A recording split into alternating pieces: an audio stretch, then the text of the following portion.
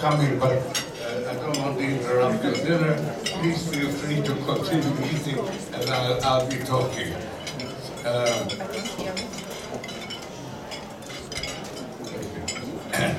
As most of you know, I have actually retired. I would say 100%, but I have handed over the running of the fund to another team, and they are in charge, and I don't influence them at all. I gave myself a little loophole that I can take positions if I really have some firm convictions, because it just helps me to focus my mind a little bit. But on the whole, I am spending my time developing my philosophy of imperfect understanding and reorganizing the foundation to make it actually to survive me. You saw the little blurb there, and I think it captured the spirit of the foundation very well. It's all over the place, and it does need a little bit of sorting out in order to make it more effective. We are in a new phase in the foundation because since I'm no longer in the money-making business, we now have, let's say, hard monetary, budgetary constraints. In other words, we are no longer growing. And that, I think, is a very healthy principle. So we want to make the foundation work more effectively. So actually, we are expanding our activities. But tonight, I think, to start off the evening, I'll give you my view of the world where we stand today, because I think that's the subject that interests you. We are, of course, in the aftermath of the crash of 2008, when the financial markets did, in fact, collapse. And the authorities prevented it from seizing up by substituting the credit of the state for the financial credit that collapsed. And that involved a delicate two-phase maneuver where you will have to actually inject more money first, and then eventually, when the markets start functioning again, withdraw the additional funding. So it's like when a car is skidding, first you have to turn the wheel in the same direction, and then when you have regained control, then you correct the direction of the car. And we are still in the first phase of that maneuver, and still the big question is quantitative easing is in fact working, and is preventing, or has prevented, the world from slipping into a depression similar to the 1930s. But what's the exit from this?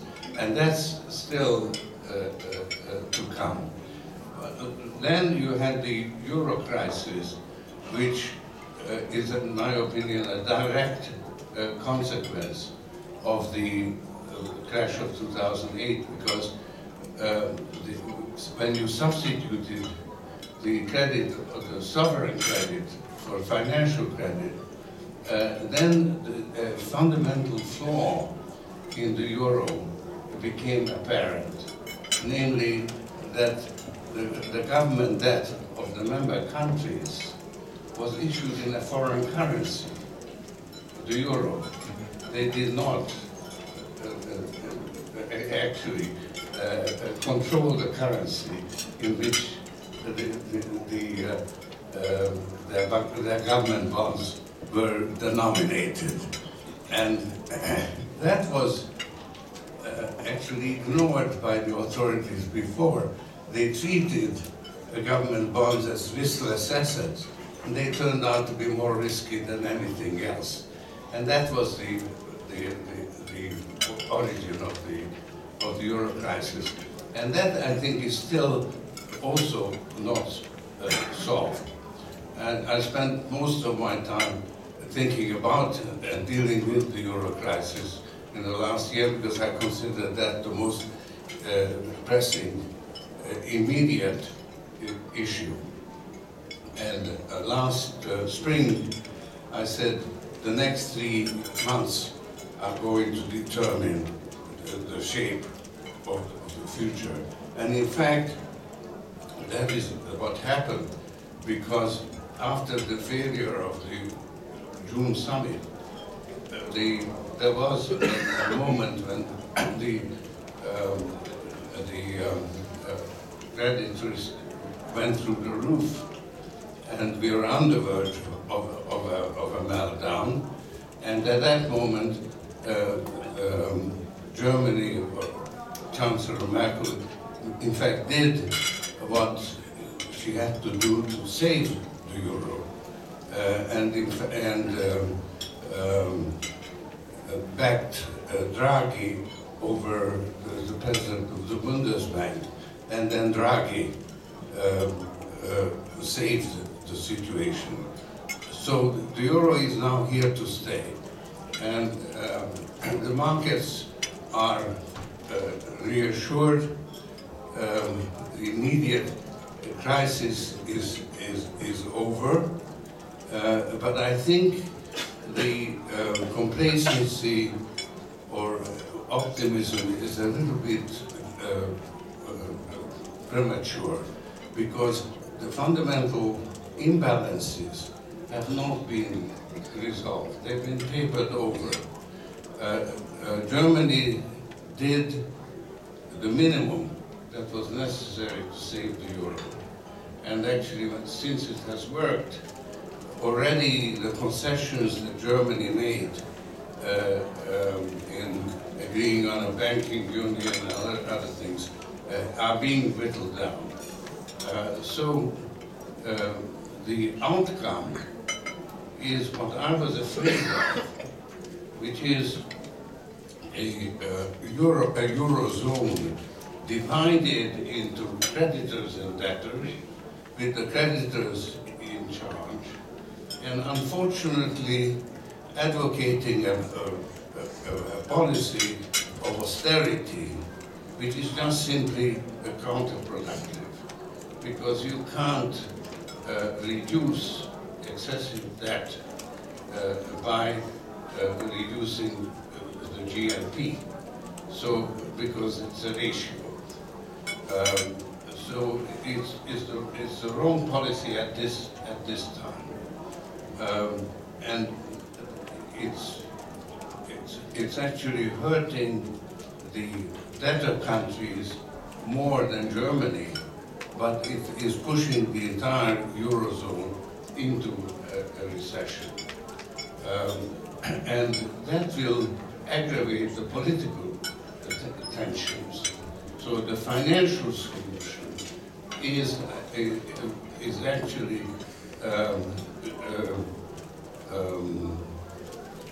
the wrong, financially is politically unacceptable. In fact, in the long run, I think, intolerable. So you have the euro, what I was afraid of, is in danger of destroying the European Union. That's not a danger that necessarily is going to happen in the next year or two. The next year or two are still going to be very, very tense because of the economic decline.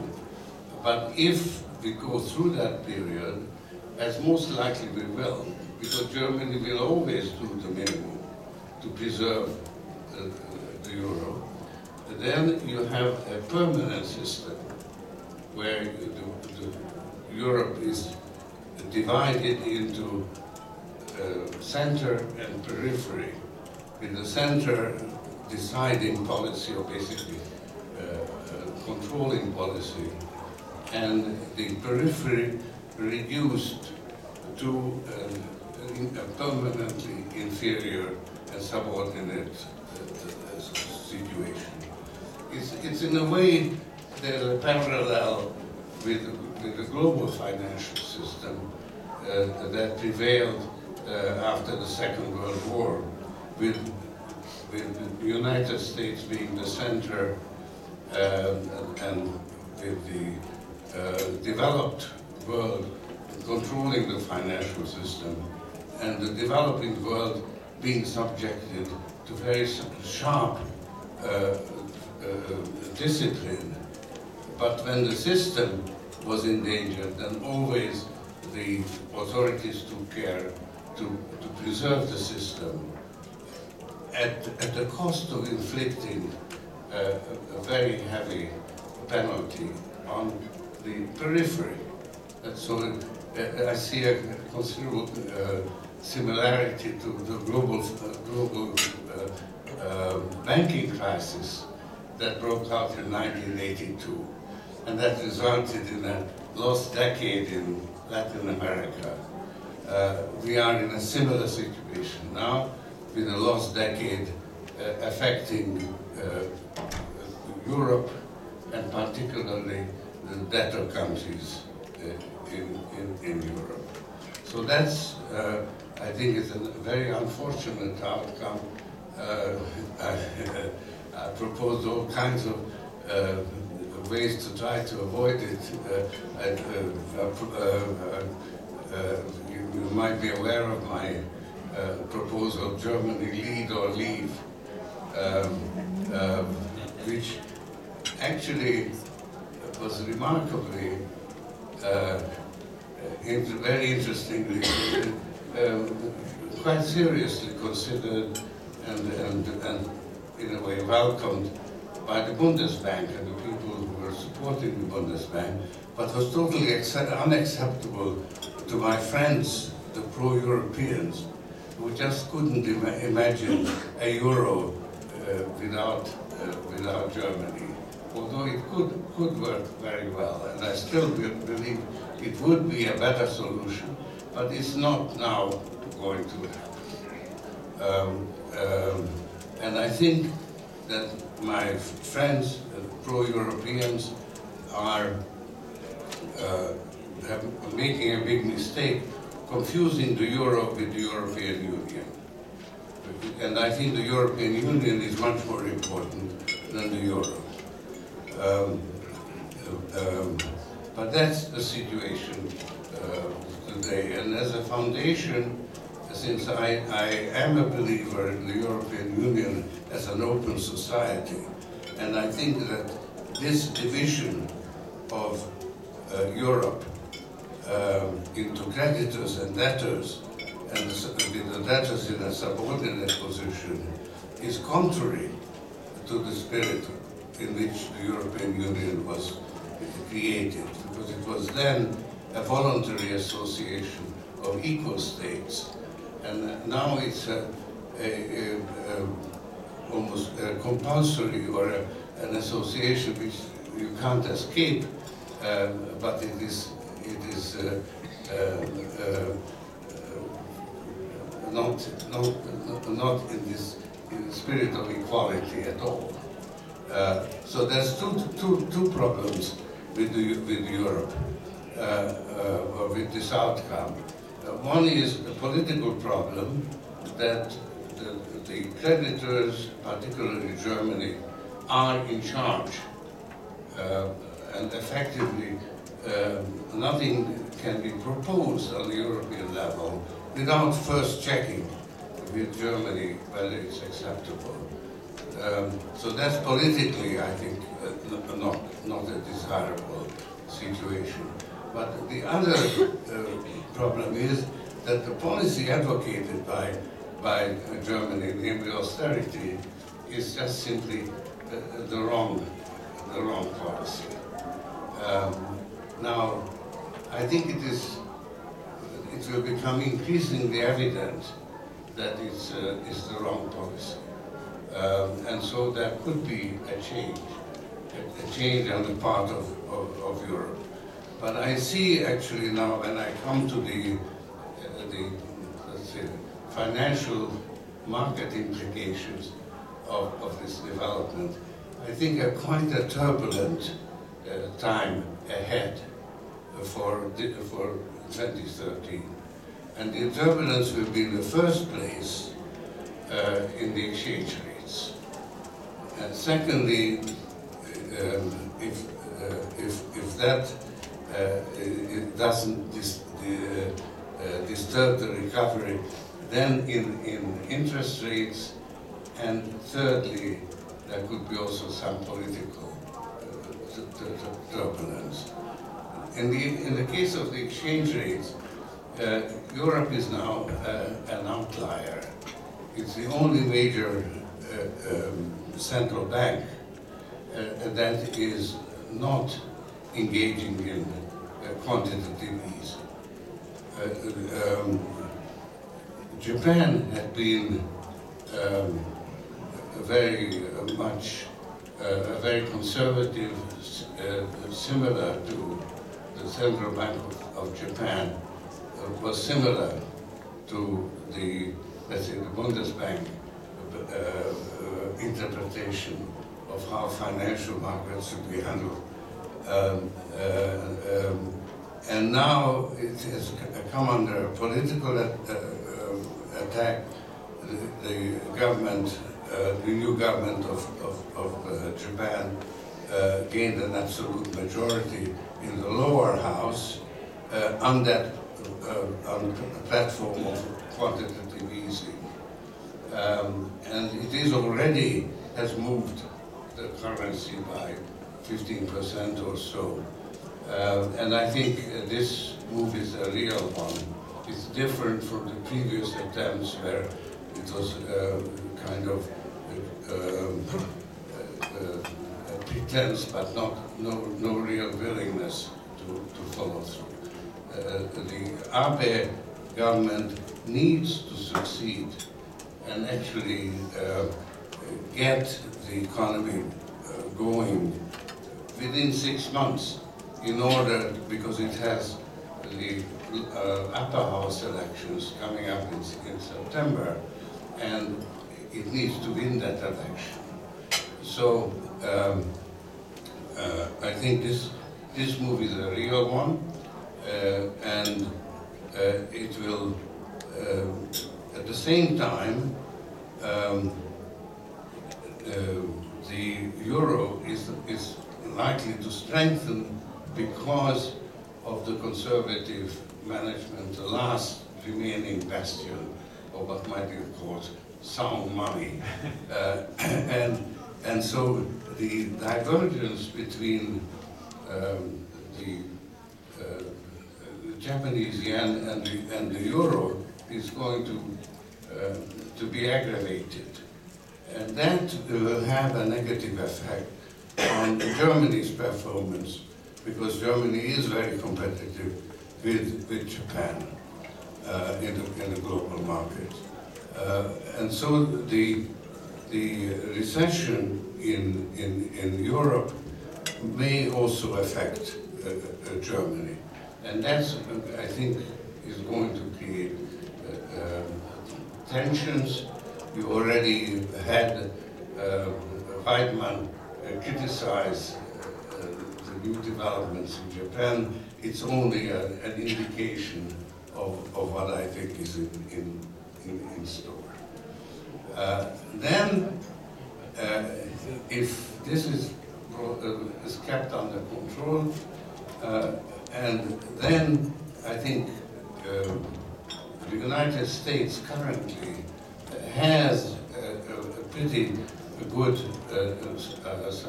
underlying dynamics, which has also been, you had the fiscal cliff. If that issue is resolved and the US economy actually picks up, then I think interest rates are liable to rise because of the fear that the second phase of the maneuver might not be successfully carried out. And then you would have a stop similar to what you had in the 70s, but I think it is much preferable to no go at all. So I think quantitative easing is actually the right policy at the present time. And if you actually combine fiscal stimulus with the central bank engaging quantitative easing, effectively buying the bonds that are being issued, the debt actually, the net debt of the country is not increased.